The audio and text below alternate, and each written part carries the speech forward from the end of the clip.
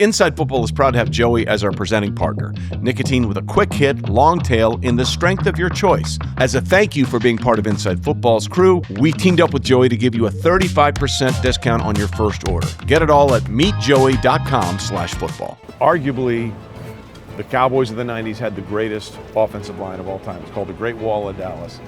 How much do you guys think about that with the line you've put together here and try and get to that standard?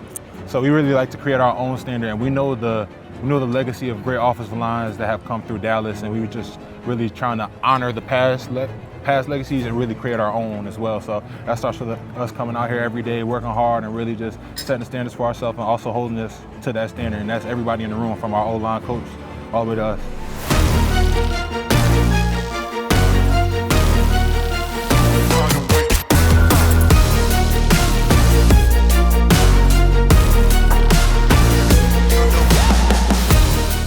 Hey everybody, what's up? Welcome into Inside Football Extra. Trey Wingo here with Steve Keim and the coach, Marvin Lewis.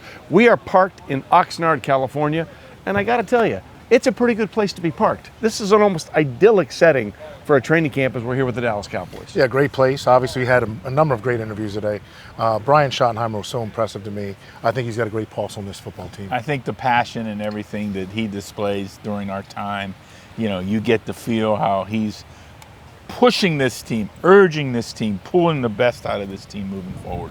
Yeah, we've got a bunch of great interviews lined up for you there, and we're going to get to those in a minute. But before you do that, we did do an entire preview of the NFC East. And Steve, what should they do right now? Go fucking watch it now. Marvin, I like what I'm seeing out of the Cowboys right now. Jerry here? No, he's not. Okay. That's probably why it's Cowboys. good. That's probably why it's good, because it feels like Jerry's finally listened to other people in the building. There's no question about it. They've got a good football team. They've got a quarterback that can win. Brian, to me, the biggest thing is Brian managing the personalities in year two.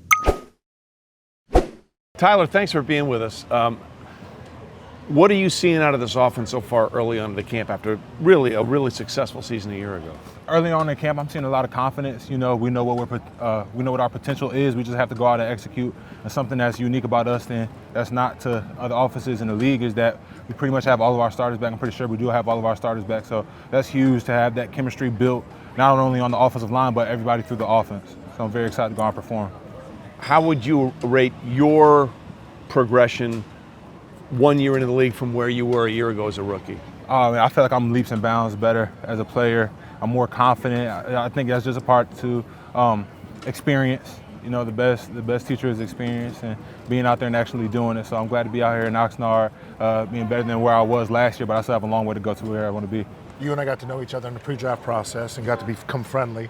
Watching the tape, man, you played, I thought, exceptional last year. You played like a veteran. What was the one thing that you thought in your game that you needed to improve upon on year two? Consistency. Because like you said, I feel like I did have veteran plays, but also had rookie plays as well. So just trying to look like a veteran through and through within the run and pass game. And that starts by really honing in on my technique, my hand placement, my foot placement, and that's stuff I've really been focusing on out here in Oxnard. Yeah. When you look at this offensive line, arguably the Cowboys of the 90s had the greatest offensive line of all time. It's called the Great Wall of Dallas. How much do you guys think about that with the line you've put together here and try and get to that standard? So we really like to create our own standard, and we know the legacy of great offensive lines that have come through Dallas, and we were just really trying to honor the past legacies and really create our own as well. So that starts with us coming out here every day, working hard, and really just setting the standards for ourselves and also holding us to that standard. And that's everybody in the room, from our O-line coach all the way to us. Who ends up being the leader right now, Ty? I feel that role is shared among everybody across the starting five, and I feel like that's what's special about us. Like, nobody feels the burden of being the only one who has to lead, because that does become a lot. I've been on teams to where I was the only one who was vocal, and that takes a lot out of you. Like, man, these guys are going to think I'm a jerk, you know what I mean? But we all share the load of leadership, so that's awesome about us. Obviously, at Bama, you played against a lot of top players. Yeah. Who was one player last year that you had that come-to-Jesus moment of, holy shit, this is the NFL? Dexter Lawrence. Dexter Lawrence, and I think it was the second time that I played him, and like I said, I feel like I got much better through the season, and I feel like my best game was my last game because I feel like I got better every single game. There was one rep I had against Dexter great hand placement, great foot placement, great backside hand, and he's still walking me back all the way to Joe Milton. And I'm like, man, I did everything right, but yeah, that's a grown man right there, and it was great to play against him. So you weren't upset with the trade then? Yeah, right? you were good with the Send him to trade. That's what I was Cincinnati. gonna say. You're I wasn't upset, I'll say that. Dak as a leader, how much has he helped you in your progression, and what do you see in the way that he sort of gets the offense ready? Dak has done a lot for me within my progression, just speaking confidence into me, speaking life into me as a player. From last year in training camp, he was like, look, I know it's tough right now, but you're going to get in, and really just speaking life into me constantly the whole way. And the plays where I did give a pressure, he said, man, don't worry about it. I'm used to it, man. Let's go.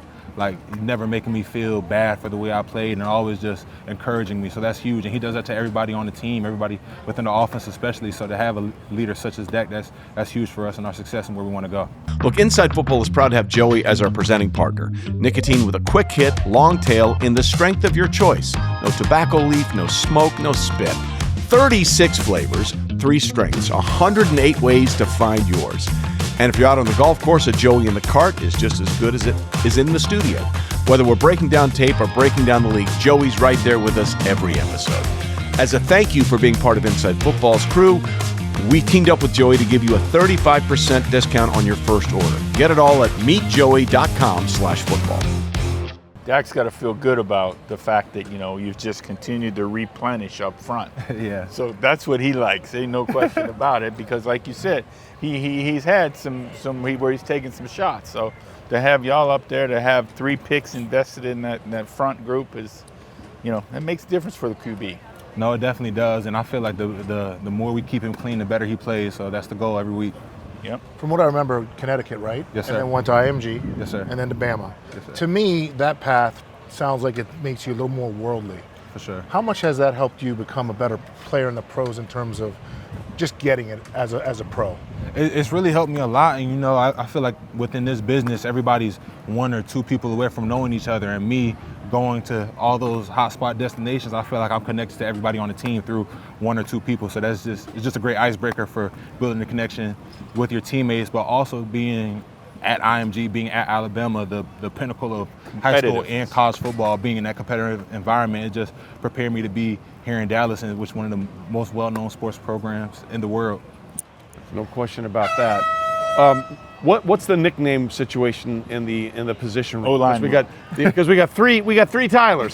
They say Tyler, all 3 of you go, yeah, what's up? I mean, there's got to be a way to break it down. So the way it goes, I'm Book, Okay. Tyler Smith is Sis, and Tyler Guyton is TG. Okay. So that's how we call it. All right. I asked Will if he's going to draft another offensive lineman named Tyler next year. He says, odds are likely. Playing at Bama and always having expectations of winning a national championship, do you think that's prepared you? Because obviously wearing a star on your helmet, those are the same type of expectations. For sure. It's definitely prepared me to really block out the outside expectations. Like you can't worry about what everybody on the outside is saying. And even back to IMG, we're expected to win every game. Bama, you're expected to win every game. And then being here at the Dallas Cowboys, like our fans have a lot of high expectations for us. And while it is great making the fans happy, I'm doing what I do for, first and foremost, God, then my teammates and my family. So just keeping that in perspective. Gotti is the nickname this offense have come up with. When you heard that, what did you think?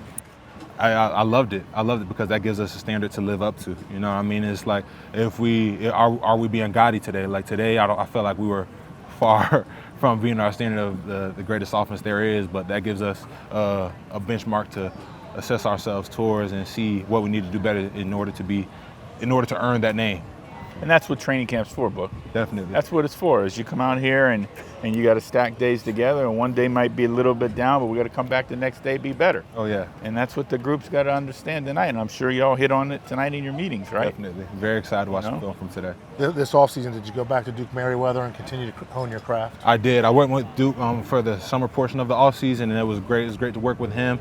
After having that rookie year, seeing what my game is and seeing what I need to continue to work on, but also yeah, you need to work on your weaknesses, but like what you do well, you need to continue to work on that too. It's like you need to hang your hat on that. So that just helps a lot. So working with him is awesome. Well, Book, we appreciate the time. Thanks very much. We'll see what happens. Thanks for having me.